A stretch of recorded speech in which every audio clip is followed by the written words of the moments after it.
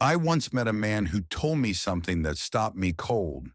He said, Jim, I'm 50 years old, but it hit me recently.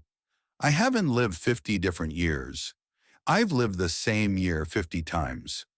Think about that for a second. 1 year, endlessly repeated. The same behaviors, the same excuses, the same disappointments. He wasn't describing discipline or routine. He was describing being stuck inside a loop he didn't even realize he was in. And the unsettling part is, he's not the only one. Most people are living the same recycled life without realizing it. After years of studying what drives success and failure, I learned that the biggest danger to your future isn't the economy, your background, or random bad luck. The greatest threat is the silent cycle you're repeating right now without even noticing. The patterns that feel normal, so normal you don't see how they're quietly draining your potential. My own wake-up call came at 25. I was working at Sears, broke in every sense, financially, mentally, and emotionally. But I didn't feel stuck. I felt busy. I was working nonstop, always tired, paying bills, making excuses, and repeating the same life week after week, month after month. I was trapped in a loop I didn't know existed. Everything changed when my mentor, Mr. Shea, asked me one question. Jim, how long have you been saying you're going to turn things around? It hit me hard because I had been saying it for years. Next month will be different. Next year I'll get serious. I swore I'd start saving, reading, improving, but nothing changed because I didn't change. I was waiting for life to magically shift while I kept repeating the same routine. Here's what most people misunderstand. Cycles aren't always dramatic. The most dangerous ones are subtle. The person who promises to start tomorrow for decades. The couple repeating the same argument in new words every week. The individual making more money yearly, but sinking deeper into debt. These aren't habits. Habits are conscious. Cycles run in the background, like invisible programming. And once a cycle gains momentum, it strengthens. A pattern that starts with a tiny choice, like buying something you can't afford just this once, eventually becomes a financial identity. I'm just bad with money. That's not who you are. That's the cycle defending itself. It works the same in relationships. One moment of shutting down to avoid conflict turns into a repeated behavior. Over time, emotional withdrawal becomes your default strategy, and eventually you believe you're just not good at opening up, when in reality, you never broke a childhood pattern of avoiding discomfort. After decades of observing people, I realized something important. Most destructive cycles began as survival strategies. Working nonstop once came from wanting to provide or prove yourself. Staying quiet once protected you from conflict. But years later, those strategies imprison you. What once kept you safe now keeps you small. And here's the ironic twist. People can easily see others' cycles, but rarely see their own. You notice a friend repeating the same heartbreaks. You see a coworker sabotaging their promotions. You watch family members destroy opportunities. Yet you overlook the same patterns in yourself because you're living inside them. I had to confront the same truth. I criticized others for being broke while I struggled myself. I judged people for making excuses while excuses ruled my life. No time, no money, no connections. These weren't facts.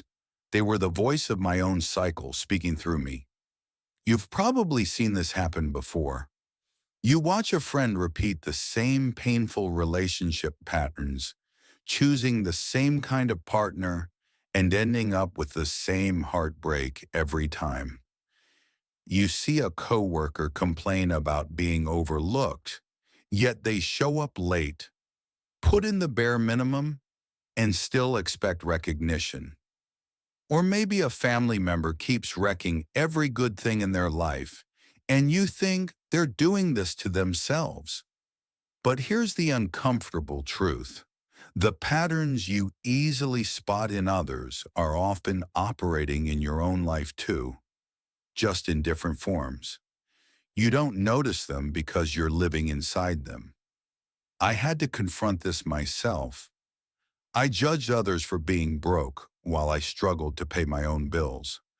I rolled my eyes at people making excuses while my entire mindset was built on excuses. No time, no money, no education, no connections. These weren't truths. They were the stories my cycle kept repeating until they felt real. And I want you to seriously consider something. Right now, at this exact moment, there are cycles running your life. Maybe one, maybe several. They're so familiar that they feel normal. The way you wake up, the way you handle stress, how you spend, how you react, how you avoid difficult conversations, even who you spend time with. These patterns are shaping your future, whether you're aware of them or not. The trap is that people wait to feel different before they act different. They wait for motivation, a perfect moment, better circumstances. But cycles don't break themselves. They're comfortable, predictable, even when they're destroying you. Change feels scary because it's unfamiliar. I once met a man who stayed in a miserable job for nearly 2 decades. He hated it, but refused to leave. His excuse, I'm waiting for the right opportunity. But opportunities don't appear for people who stay in the same place. You have to become the type of person who creates them, not waits for them. And most people avoid this truth because it means facing responsibility instead of blaming circumstances. So ask yourself honestly, what pattern keeps showing up in your life? Do you start strong but give up when it gets tough? Do you point fingers instead of taking responsibility? Do you choose comfort over growth? Say yes when you want to say no? Numb your emotions instead of dealing with them? Whatever the pattern is, it's not just influencing your life, it's running it. And the longer it continues, the harder it becomes to escape. Not impossible, but definitely harder. The best moment to break a cycle is the moment you finally notice it. The second best moment is right now. To understand how to break cycles, you first need to understand why they take root. Human beings are wired to avoid pain and seek comfort. The brain doesn't differentiate between healthy comfort and destructive comfort. It just seeks what feels familiar, even if familiar is slowly ruining your life. When my mentor first challenged my thinking, my instinct wasn't motivation. It was defensiveness. I had a list of reasons why change wasn't possible. The economy, my lack of education, my responsibilities. And while those reasons were real, they weren't the barrier. The cycle was. My mind was protecting the familiar, even though the familiar was keeping me stuck. Your cycles eventually become part of your identity. You tell yourself stories like, I'm not a morning person. I'm bad with money. My family never succeeds. I'm too old or too young to change. These aren't personality traits. They're the bars of the cage you built yourself, one repeated thought at a time. And where did these cycles come from? They're learned. No one is born knowing how to avoid responsibility, sabotage relationships, or fear money. These behaviors are picked up from our environment, especially the people closest to us. I grew up watching my parents struggle financially. They weren't lazy. They simply carried beliefs that shaped their decisions. Beliefs that money was scarce, that wealth was luck or dishonesty, that survival required constant struggle. I absorbed those beliefs long before I understood them. They became my default programming. Their cycle became my cycle. I never questioned the beliefs I grew up with. They became the default settings in my mind. Even when I got older and started working, I didn't realize I was still operating under my parents' philosophy about money and life. Those patterns weren't just mine, they were inherited. And that's what makes these cycles powerful and dangerous. They don't start with you, and they don't stop unless someone chooses to break them. For generations, families passed down unspoken rules about conflict, success, or what's realistic. Those beliefs flow from great-grandparents to grandparents to parents, and eventually to you. And unless someone finally pauses and asks, why do we even think this way? The cycle keeps repeating.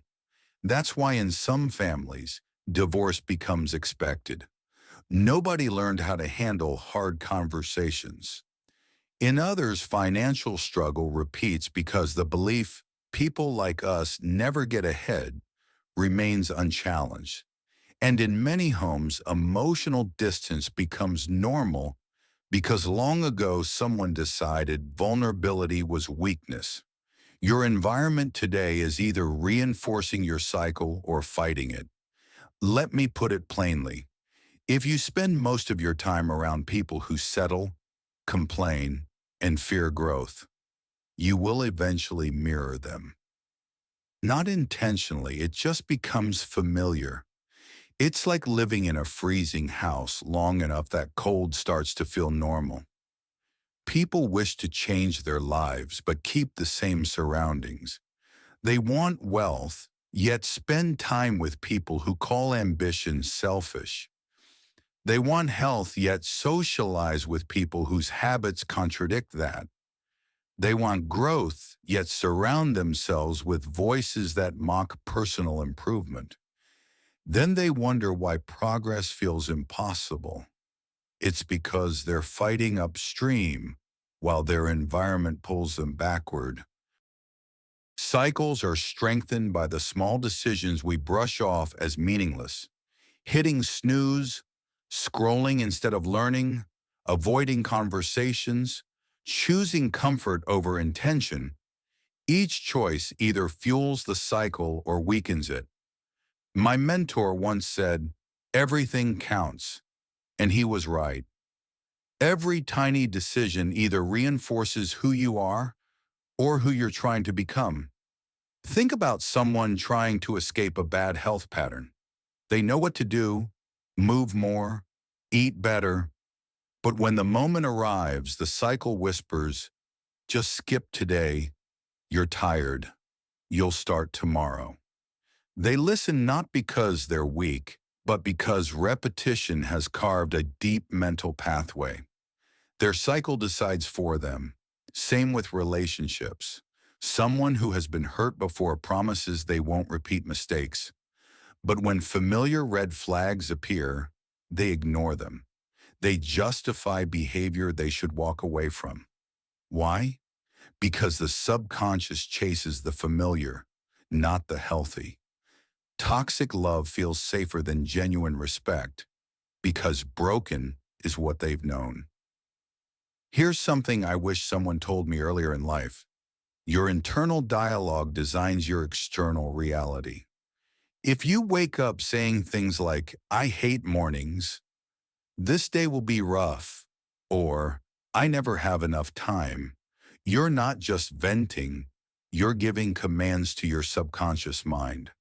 You're reinforcing the exact cycle you want to escape. When I finally listened to my own self-talk, I was stunned. My inner voice was a steady stream of doubt, insecurity, and limitation. I was shutting doors in my own mind before life even had the chance to open them. Every time I followed a dream with a but I'm not qualified, but I don't have the money, but I don't know the right people. I was laying another brick in the walls trapping me. Pay attention to the language of people who feel stuck. I can't. I never.